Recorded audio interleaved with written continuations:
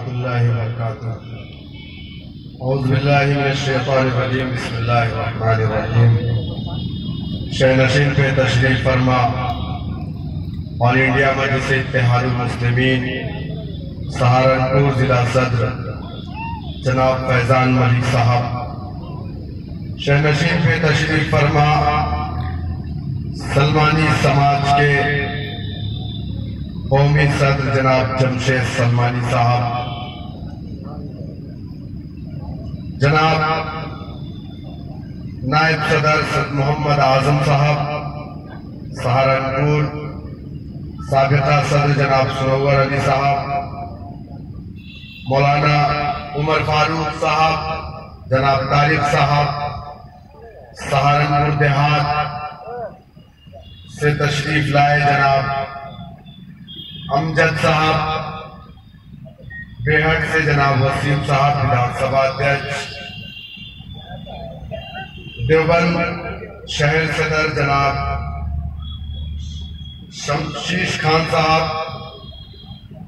और यहाँ पे तशरीफ फरमा मेरे बुजुर्गों, मेरे दोस्तों, मेरी इज्जतदार माँ और बहनों, ये मजलिस इत्तेहादुल मुस्लिमीन का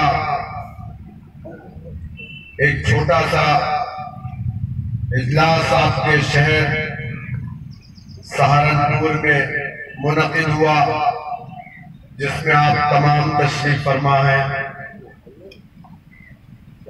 मजलिस इत्तेहादुल मुस्लिमीन 2014 के अंदर उत्तर प्रदेश के अंदर आई। कुछ लोगों ने मुझसे सवाल किया कि मजलिस इत्तेहादुल मुस्लिमीन को उत्तर प्रदेश में आने की जरूरत क्यों पड़ी। कुछ लोगों ने यहां तक कहा कि मजलिस इत्तेहादुल मुस्लिमीन क्योंकि बहुत पुरानी सियासी पार्टी है, जिसकी तारीख 1 साल 2 साल नहीं बल्कि 60 साल पुरानी तारीख है।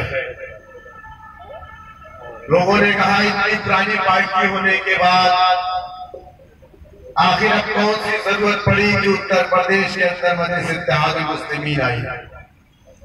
मैंने कहा यकीनन आपकी बात दुरुस्त है, आपके सवालात भी जायज है, लेकिन मैं आपको जवाब देना चाहूंगा कि इस मुल्क की आजादी के बाद से 2 सियासी पार्टियां थी, एक मुस्लिम लीग, एक कांग्रेस पार्टी। मुसलमानों ने मुस्लिम लीग को कभी अपनी पार्टी नहीं माना, मुसलमानों ने मुस्लिम लीग के कायदीन को कभी अपना कायद नहीं माना, मुसलमानों ने कांग्रेस पार्टी को अपनी पार्टी माना और कांग्रेस पार्टी के कायदीन को अपना कायद माना। कभी नेहरू को, कभी इंदिरा को, कभी राजीव को हमने अपना लीडर तस्लीम किया। हमने इन्हें वोट दिया, नोट दिया, सपोर्ट किया और 60 साल तक हिंदुस्तान की सबसे बड़ी कुर्सी यानी वज़ारत उस्मा पर बैठने का मौका दिया। लेकिन मेरा सवाल है उन नाम सेक्टर लोगों से कि इस मुल्क की आजादी के बाद हिंदुस्तान के अंदर मुसलमानों की तादाद सरकारी नौकरियों में 34% थी, लेकिन आज 70 साल बाद अगर इस मुल्क के अंदर सरकारी नौकरियों में हमारा तनासुब 1% भी नहीं है, तो उसका जिम्मेदार कौन है। हमने तो तुम्हें अपना लीडर माना, तुम्हारी पार्टी को अपनी पार्टी माना, तुम्हारे डंडे झंडे को अपने कंधे पे रख करके हमने तुम्हें सड़कों पे दौड़ करके तुम्हें वज़ारत उस्मा की कुर्सी दिलाने के लिए हमने दिन रात मेहनत की और फासिस्ट ताकतों को रोकने के लिए हमने कभी भी सेकुलर वोटों का बंटवारा ना हो, इसलिए हमने मुस्लिम लीग जैसी पार्टियों को अपनी पार्टी तस्लीम किया। लेकिन सवाल ये है कि हमने 70 सालों तक इन्हें नोट दिया, सपोर्ट किया, 70 सालों में सेकुलर पार्टियों ने हमें क्या किया।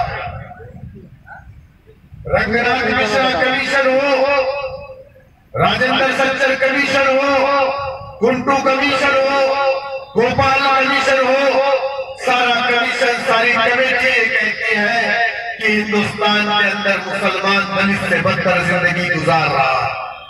मेरा सवाल है मुसलमानों आपसे, इस मुल्क के अंदर 1 साल 2 साल 3 साल नहीं, बल्कि इस मुल्क के अंदर आपने 200 सालों तक हुकूमत की है। 200 सालों तक हुकूमत करने के बाद इस मुल्क के अंदर अगर मुसलमान दलित से बदतर जिंदगी गुजार रहा है तो उसका जिम्मेदार कौन है? क्या आपने इस मुल्क के अंदर आजादी की लड़ाई में हिस्सा नहीं लिया?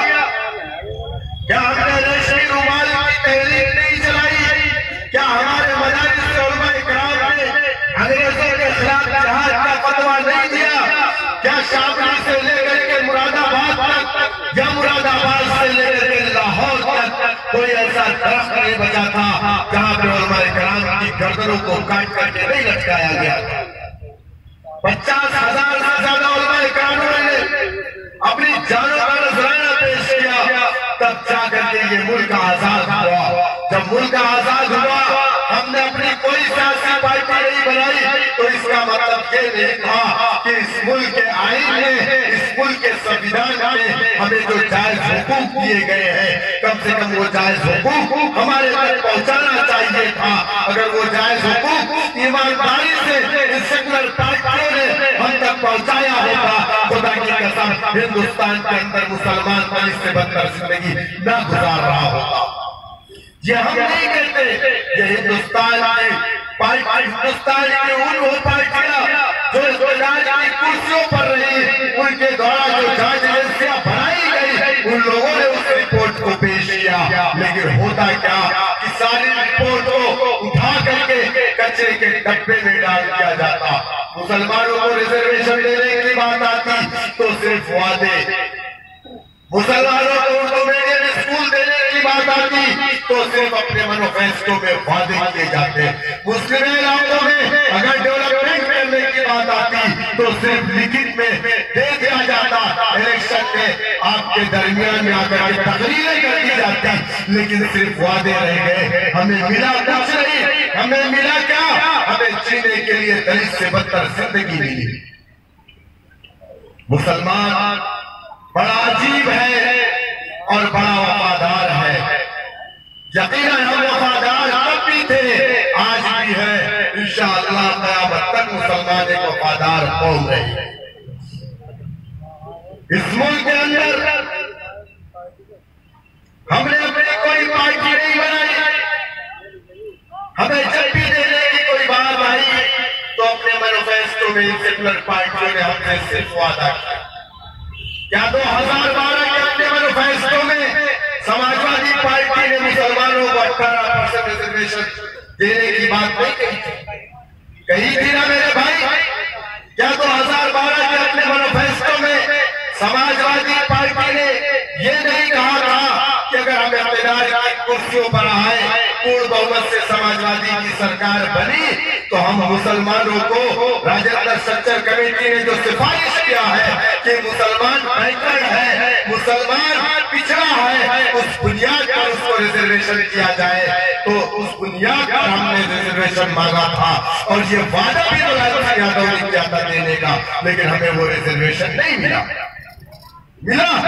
5 साल तक हुकूमत रही, 45 MLA हमारे जीत करके गए, लेकिन आप बताइए कि मुसलमानों के हालात 5 सालों में कितने बेहतर हुए? नहीं हुए मेरे भाई। 70 सालों में ना आपके हालात बेहतर हुए, ना बीएसपी गवर्नमेंट में आपके हालात बेहतर हुए, ना समाजवादी गवर्नमेंट में आपके हालात बेहतर हुए।